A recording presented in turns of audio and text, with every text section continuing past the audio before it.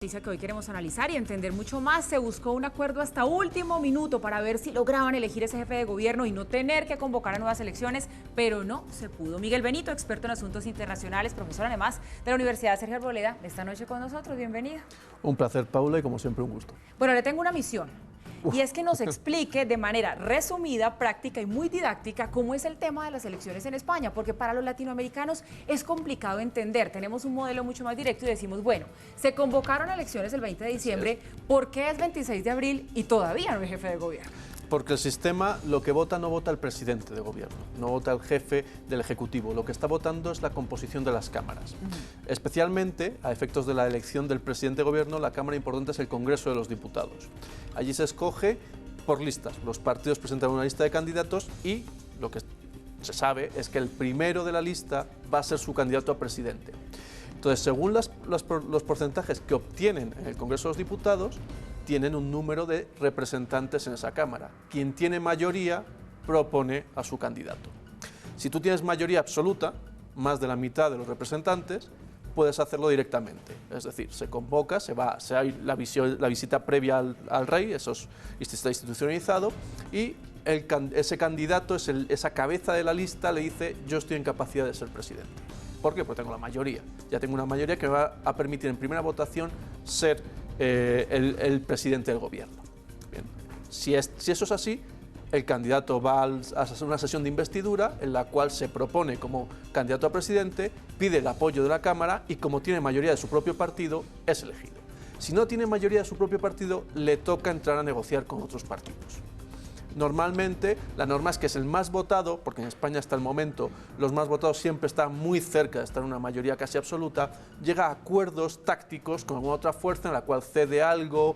Normalmente no son acuerdos de gobierno, suelen ser más algunas concesiones específicas, con la cual gana esos apoyos. ¿Qué no se ha podido en esta ocasión? Conseguir esos apoyos, claro, porque ningún partido tenía esa mayoría absoluta y además el Parlamento, por la presencia de dos fuerzas nuevas como eran Ciudadanos y Podemos, quedaba mucho más dividido y quedaba mucho más difícil sumar las fuerzas para llegar a escoger ese presidente. Bueno, y esto que está a punto de pasar en España, de volver a convocar elecciones, es algo que no tiene precedentes. O sea, desde 1978, cuando se instauró ya la democracia en este país, no se habían convocado a segundas elecciones. Tiene un poco que ver con lo que nos estaba mencionando, es decir, han llegado nuevos partidos, ya no se puede hablar de ese bipartidismo en que el PSOE y el PP pues se repartían ahí como los gobiernos entre los años, ¿o no? Sí, esa presencia nueva ha hecho que el voto sea mucho más disperso, claro, y sea mucho más difícil de aglutinar mayorías.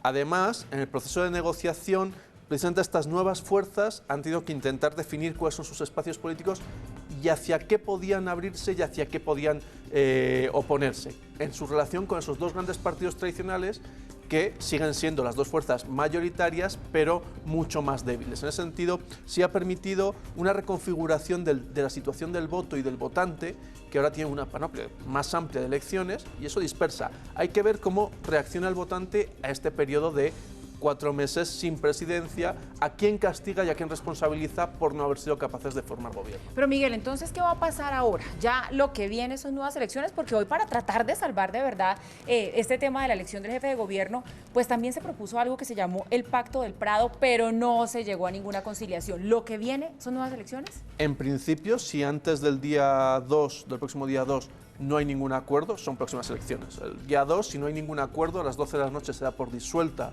la Cámara y el rey firma al día siguiente, el día 3, la convocatoria de unas nuevas elecciones. Entonces, a partir de ella se abre el periodo de campaña electoral. Es cierto que hoy se ha propuesto este posible pacto, pero parece ya más casi un movimiento electoral o preelectoral que casi el intento de, salvo que haya alguna sorpresa muy radical, que el intento real de formar gobierno. Hoy se empieza a tratar, y ya desde hace unos días, en realidad esta situación ya viene desde hace un par de semanas, se intenta tratar de empezar a colocar las culpas. ¿Quién se puede considerar responsable de no haber llegado a un acuerdo de cara a que en las elecciones los votantes lo castiguen y le den su representación y sus votos a otros partidos que se sienta más fuerte y pueda quizá alcanzar una mayoría suficiente para formar ese gobierno? Y el costo de llamar a nuevas elecciones para un país, el mismo rey Felipe también se los dijo, por favor, campañas austeras. Sí, hay toda una parte que es técnica y se repite siempre, que es, por ejemplo, el envío a todas las casas se les envía la lista de partidos y las listas de los candidatos para que puedan los votantes estar informados de cuántos son todos los posibles partidos, que son muchos más de estos 4 que son los más conocidos.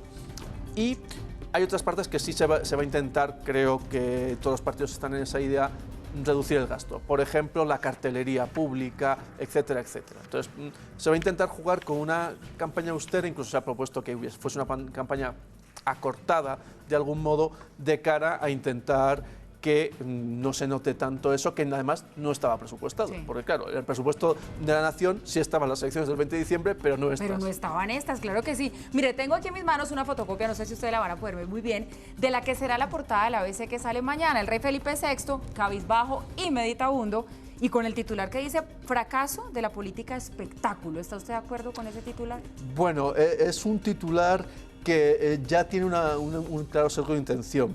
¿Por qué? Porque le está responsabilizando a los que considera política espectáculo. ¿Y a quién considera política espectáculo? A los nuevos partidos, que tienen una presencia mucho más fuerte, por ejemplo, en Twitter y en redes sociales, y que son mucho más hábiles también por una cuestión generacional de cara a los medios de comunicación, especialmente los audiovisuales, la televisión.